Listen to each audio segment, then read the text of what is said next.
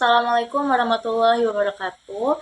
Perkenalkan, nama saya Najwa Syifa Aulia dengan NIM 23 12 479, jurusan PGMI semester 2 UIN Sultan Maulana Hasanuddin Banten. Nah, di sini saya akan menjelaskan tentang materi penyebaran Islam di Asia Tenggara, yang dimana ini adalah tugas dari mata kuliah Sejarah Peradaban Islam yang diampu oleh Ibu Dr. Helna Nelis MPD. Baik, di sini ada penyebaran Islam di Asia Tenggara.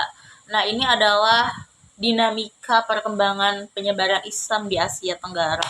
Jadi, Islam di Asia Tenggara awalnya menyebar dari wilayah Indonesia, khususnya di daerah Periak, Aceh, pada abad 7 Masehi. Setelah mengalami perkembangan, Islam menyebar ke seluruh wilayah Asia Tenggara lainnya, khususnya di Indonesia, Singapura, Malaysia, kemudian di Patani, wilayah Patani yang tepatnya berada di Thailand Selatan dan Brunei Darussalam. Sebelum kemunculan Islam di Asia Tenggara, penduduk di Asia Tenggara menganut animisme, atau bisa juga disebut meyakini agama Hindu dan Buddha. Islamisme di Asia Tenggara didukung oleh keberadaan para pedagang dan ulama yang berasal dari Jazirah Arab, Persia Raya, dan Gujarat di wilayah Malaysia pada abad ke-9 Masehi. Nah, kemudian penyebaran Islam di Asia Tenggara ini oleh para pedagang dan ulama berlangsung secara damai, tanpa ada tindakan pemaksaan sama sekali untuk masyarakat menganut ajaran Islam di Asia Tenggara ini.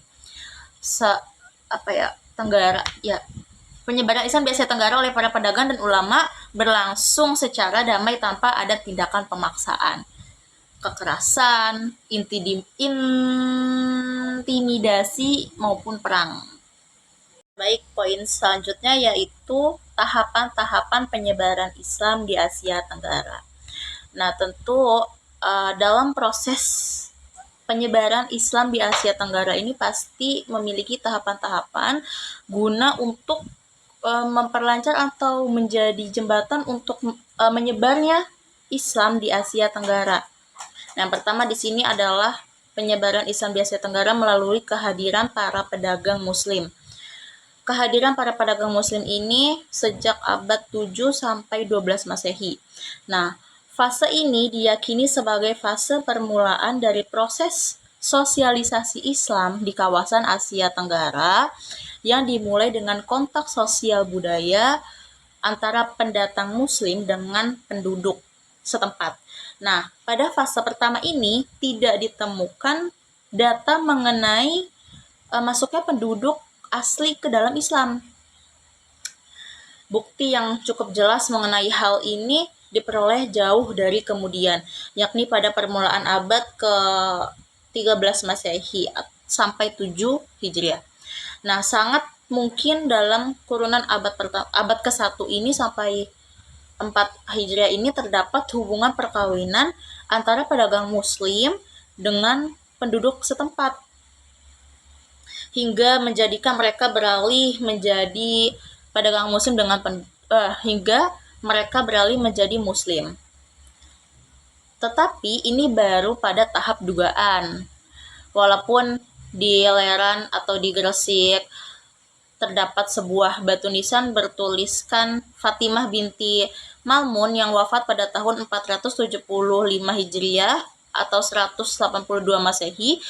Namun dari bentuknya, nisan itu menunjukkan pola gaya hias makam dari abad dari abad ke-6 Masehi seperti yang ditemukan di Campa, yakni berisi tulisan berupa doa-doa kepada Allah. Poin berikutnya yaitu terbentuknya kerajaan Islam pada abad 13 sampai 16 Masehi.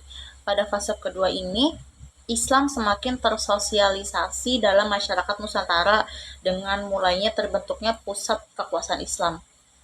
Pada akhir abad ke-13, Kerajaan Samudra Pasai sebagai kerajaan Islam pertama di Indonesia merebut jalur perdagangan di Selat Malaka yang sebelumnya dikuasai oleh Kerajaan Sriwijaya.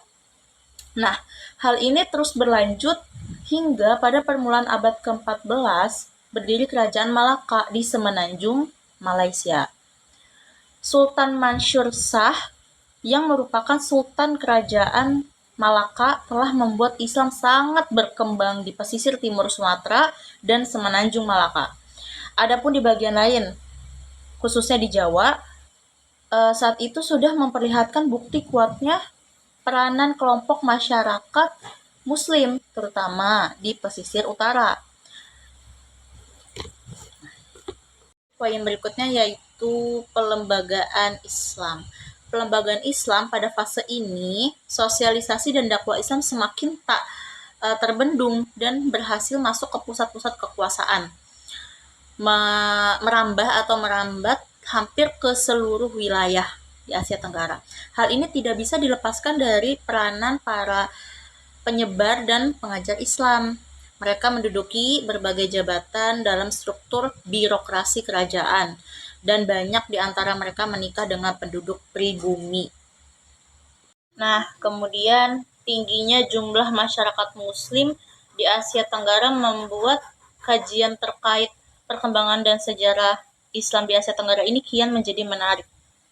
Masuknya Islam hingga akhirnya menjadi salah satu agama mayoritas ya, mungkin bisa disebut kebanyakan menganut agama Islam di Asia Tenggara ini tidak lepas dari sejarah yang sudah terjadi jauh sebelum masa kolonial.